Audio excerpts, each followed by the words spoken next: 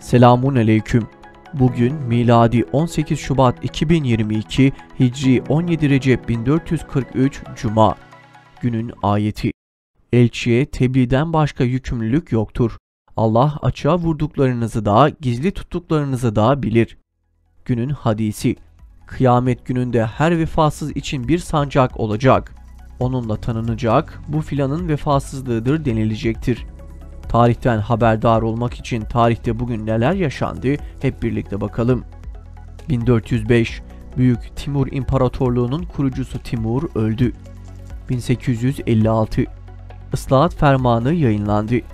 Tanzimat döneminin önde gelen devlet adamlarından biri olan Sadrazam Mehmet Emin Ali Paşa tarafından Büyük Avrupa devletlerinin arzuları doğrultusunda hazırlanarak yürürlüğe konan ferman, bir Osmanlı toplumu oluşturmayı amaçlar.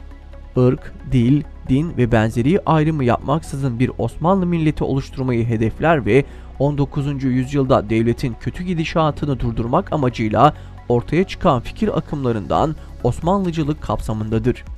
1878 2. Abdülhamit Mebusan Meclisi'ni süresiz olarak kapattı. 1930 Amerikalı astronomi tutkunu Sly Tambo 33 santimlik bir teleskopla Plüton cüce gezegenini keşfetti. 1952 Türkiye NATO'ya katıldı.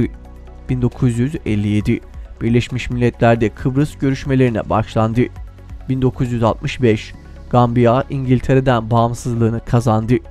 1992 Mürtet örgüt mensuplarınca Cizre'de yapılan saldırı sonucunda Şeyh Molla Zeki Atak şehit oldu.